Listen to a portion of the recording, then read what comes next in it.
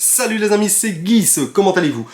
Tout grand merci pour le live des 3 ans de Booms BD, franchement vous étiez topissime, on ne s'attendait pas à autant de monde pour un premier live, franchement c'était vraiment top, vous avez été vraiment géniaux, du début à la fin, c'était vraiment très chouette de partager avec vous, sauf les petits surnoms à la fin, c'était un petit peu chiant, parce que Laurel a dit... Bon, en tout cas, on s'est super bien amusé. J'ai bien entendu que vous vouliez plus de live. On a prévu un prochain live aux 2000 abonnés de la chaîne. Donc, les amis, si ce n'est pas encore fait, n'oubliez pas le petit pouce et surtout de vous abonner. Il y aura donc un live avec concours, encore une fois. Les amis, aujourd'hui, on va découvrir, comme je vous avais un peu teasé dans le live, Shangri-La Frontière de chez Glénat, qui vient de sortir le 8 septembre. Ça devrait aller assez vite vu la taille... Ah pardon, excusez-moi, je me trompe, c'est le promotionnel, donc voilà, on va devoir prendre un peu plus de temps, du coup il est un peu plus gros. Non allez, trêve de plaisanterie, les amis, on va découvrir donc Shangri-La Frontière, un nouveau shonen édité par Glénat, qui vient de la Kodansha au Japon, dans le Weekly Shonen Magazine où il est prépublié. Vous connaissez le Weekly Shonen Magazine, qui est le plus grand concurrent du Weekly Shonen Jump. Il est prépublié aux côtés de Eden Zero, de Blue Lock, ou encore de Hippo. Que des petits quoi, vous voyez. Donc du coup, ça a déjà un bon gage de qualité. Il est prépublié depuis le 15 juillet 2020. Il y a déjà actuellement au Japon 5 volumes reliés. Et chez nous, nous venons d'avoir donc le premier, le 8 septembre 2021. Ça a été super vite, franchement. 1 an et demi pour que ça arrive ici, franchement, c'est top. Même pas 1 an et demi. C'est top, franchement, Glénat au taquet. Il y a déjà le volume 2 qui est prévu le 8 novembre 2011. Donc du... 8 novembre 2011. 8 novembre 2021, les amis. Je me réjouis déjà sans avoir lu le premier. Donc le scénario est écrit par Katarina et le dessin est réalisé par Ryosuke Fuji. Ryosuke Fuji. Et donc du coup, on va un peu voir de quoi ça nous parle. Donc on va suivre Sunraku, qui est un passionné de jeux vidéo un peu particulier. Il voue sa vie à s'essayer au pire bouse. Scénario bancal, bug dans tous les sens. Il prend un malin plaisir à déjouer tous ses pièges. Mais lorsqu'il décide de s'attaquer au MMORPG Shangri-La Frontière, aux 30 millions de membres inscrits, il ne se doute pas qu'il va devoir faire preuve de tous ses talents pour venir à bout d'une épreuve encore plus coursée. Et tout ceci affublé d'un masque ridicule. Donc voilà les amis, au début moi je pensais que ça allait être un isekai, mais visiblement il est catégorié comme shonen. Donc on va découvrir ça ensemble, et on se dit quoi après. Vous êtes prêts les amis? C'est parti! C'est parti pour la découverte les amis. Donc Katarina, je suis un oignon...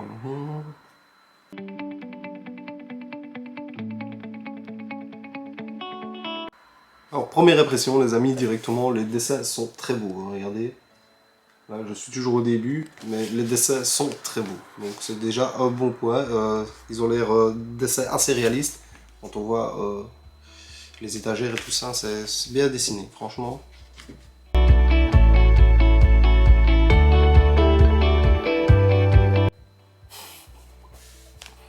Donc le personnage, c'est bien ce qu'on disait dans le synopsis, visiblement son but dans la vie c'est de torcher tous les jeux de merde.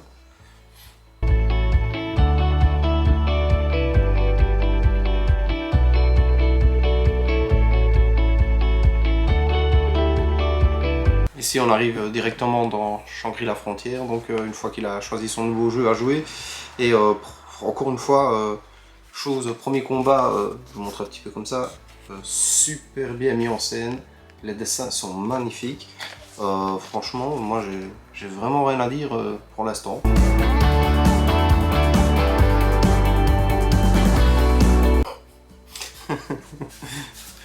Les amis, il y a quelques passages assez comiques là.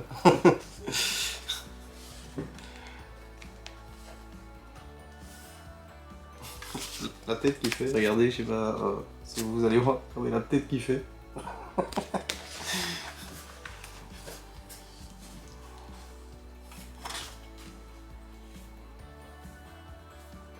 Alors, si vous vous demandez pourquoi il est tout nu aussi, enfin tout nu en caleçon et avec un masque, je vais pas vous spoiler, il faut lire, c'est expliqué dès le début et vous allez comprendre pourquoi en fait. C'est pas con, franchement c'est pas con.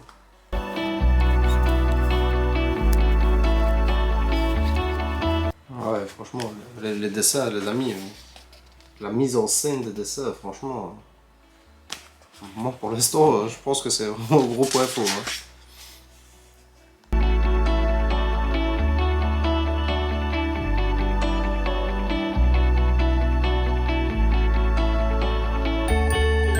Donc on est dans un MMORPG, voilà, avec classique, j'ai envie de dire, dans un RPG, avec une quête pour trouver de l'équipement pour s'améliorer, aller trouver des matériaux pour s'améliorer, tout en affrontant des boss. Franchement, un RPG classique, j'ai envie de dire, mais franchement, très accrocheur. Franchement, très accrocheur, j'ai pas encore décroché une seule fois. Là.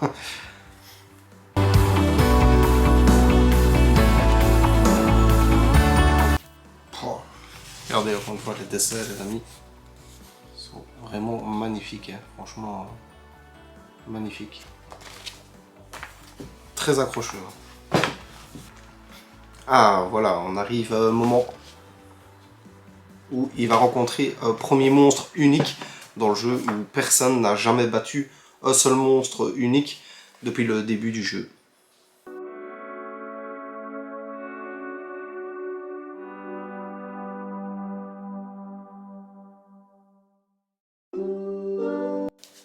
Bon ben voilà les amis, c'est une réelle belle petite découverte que ce Shangri-La Frontière. Comme je vous avais dit au début, je m'attendais à une isekai, mais on est complètement différent d'un isekai parce que là en fait, contrairement à une isekai où la personne, le héros, est bloqué dans le monde virtuel où il va, ici il en sort, il en rentre comme il veut, donc du coup c'est vraiment là d'où vient l'aspect shonen en fait. Le scénario est vraiment sympa, là enfin, pour le début en tout cas c'est plus comment dire classique, comme je vous ai dit, un RPG classique où on va apprendre à distribuer les points de compétences, où on va trouver de l'équipement, où il va découvrir les prémices du monde et franchement, c'est très accrocheur, comme je vous ai dit, moi j'ai lu tout d'une traite, j'ai vraiment bien aimé, j'ai déjà hâte d'être début novembre pour lire la suite.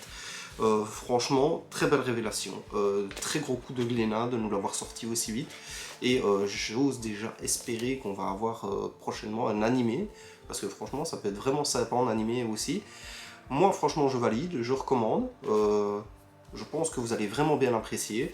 Et en tout cas, c'est vraiment une très chouette découverte. J'ai même plus apprécié ce manga que Undead Unlock, que j'ai fait il y a pas longtemps la vidéo. Franchement, rien à dire. Les amis, je vous conseille donc Shangri-La Frontière, mais pas le petit livre, le grand livre, vous voyez. Donc voilà les amis.